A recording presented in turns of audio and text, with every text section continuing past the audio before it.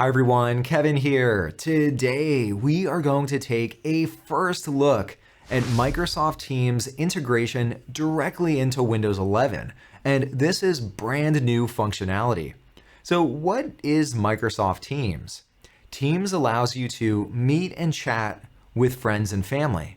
Because hey, there's nothing like coming together as a family and being a cohesive team. It seems like Microsoft Teams has taken workplaces and schools by storm. The one area they haven't been able to crack, though, is the consumer space. In the consumer space, you have WhatsApp, Messenger, FaceTime, but there's no mention of Teams or even for that matter, Skype. Now, Microsoft hopes to change that by integrating Teams directly into Windows. And awkwardly enough, you never hear about Skype anymore. Teams is meant to be the Skype replacement. Now, even without Windows 11, you can already get Microsoft Teams. You can get it on iOS, Android, Windows, Mac, and Linux, basically all the major platforms. All right, let's check it out. There is now a new default icon included on the Windows 11 taskbar, and there's the new Teams icon. It uses the purple brand color, and I've got to give props to Microsoft. This is probably one of the most self-explanatory icons that I've ever seen. When you look at it, you know exactly what the app does. It's a chat app, and it also supports voice and video calling. So, good job, Microsoft. To launch Microsoft Teams, simply click on the icon on the taskbar, or for all of you shortcut key lovers out there, I'm definitely one of them, you can press the Windows logo key together with the C key, C as in chat. Next up, you'll see a Get Started screen. Once you click on Get Started, it'll prompt you to sign in with one of your accounts. And this is where the first big surprise was. You can only sign in using a consumer Microsoft account. If you have a work or school account, you have to continue using the heavier weight Microsoft Teams client. I was really hoping you could sign in with any account, and that way you could experience the integration with Windows. But once again, this is only for consumer, at least currently. I don't know if that's going to change, but that's how it's set up right now. Once you sign into Microsoft Teams, at the very top, you'll see a button that says New Chat. And when you click on that, you can kick off a new conversation. You simply type in someone's name, their email address, or their phone number. If they don't have Microsoft Teams, it'll automatically send out an invitation to them to get Microsoft Teams, and then you can carry on your conversation because they've now joined the team. Back on the main screen, you'll see a list of all of your recent conversations, and when you click on one of them, that'll pop out a chat where you can then carry on your conversation. Within the chat itself, you have access to a whole host of tools that allow you to make your conversation extra special. You have access to rich text formatting. You could attach photos. Maybe you want to include that picture of the cookie that you baked last night.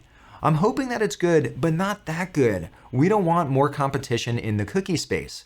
You could also include emojis, and they have two different cookie emojis. You have fortune cookies and then what looks like a generic chocolate chip cookie.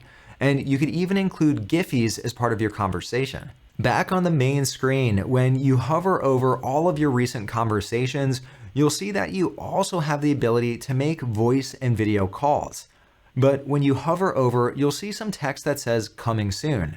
So if I had to redesign the Teams logo, it would be a purple chat icon and that would be it. You wouldn't have the video camera icon. Now, to be totally fair, once again, this is pre-release and we get to preview what it looks like and we can provide feedback. When it's eventually released to the public, all of this functionality will be there. At the very bottom, you'll see that you can also open up the full-blown Microsoft Teams experience. And when you click on that, that opens up the Teams app. If you've ever used Microsoft Teams at work or school before, this probably looks somewhat familiar, but maybe a little bit more stripped down. It's kind of like if you parked Microsoft Teams overnight in a bad neighborhood. This is what you would be left with in the morning. You just have a few things missing. Up in the top left-hand corner, you have your activity. This is where you see things like @mentions, or maybe someone reacted to one of your messages. You'll see that here as well. If you start getting a lot of activity, you can also click on the ellipsis and you can filter down your activity to the ones that you care about. Next up, you have the Chats tab, and when you click on that, you'll once again see all of your chats. But this view has even more functionality compared to the pop-out chat view that we looked at earlier. With your conversations, you can organize them. When you click on the ellipsis, you could pin a conversation, or you could just hide a conversation.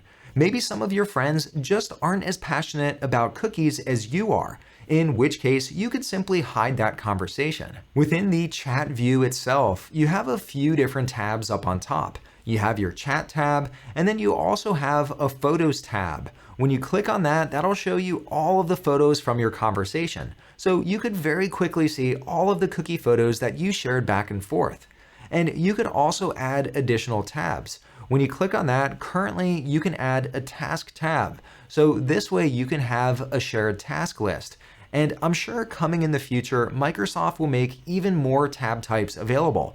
For example, there'll probably be ones for polls. Maybe you want to run a poll with some of your friends. I'm sure you'll be able to pin a website, and I'm sure the list will grow over time. Next up on the left-hand side, we have the calendar tab. And when you click on that, what do you know? It opens up a calendar. This calendar is automatically synced with your Outlook calendar. So any events that you have in Outlook also show up here and vice versa. Up in the top right-hand corner, you can click on New Meeting and you can add a new event. Now, one of the downsides that I saw here is you can't invite people while you're creating the event. Instead, you have to create the event, then you save it, and then you can share a link with others. I don't know, maybe via chat. But once again, this is a preview, so hopefully these types of flows get improved before the general release. All right, well, that was a first look at Teams integration into Windows 11. I think Microsoft really has a big opportunity here to have a winner in the consumer messaging space. But once again, it's a highly competitive space with players like WhatsApp, Messenger, FaceTime. Let me know what you think down below in the comments. Do you think this app will be used a lot? Do you see yourself personally using it? If you enjoyed this video, please consider subscribing, and I'll see you next time.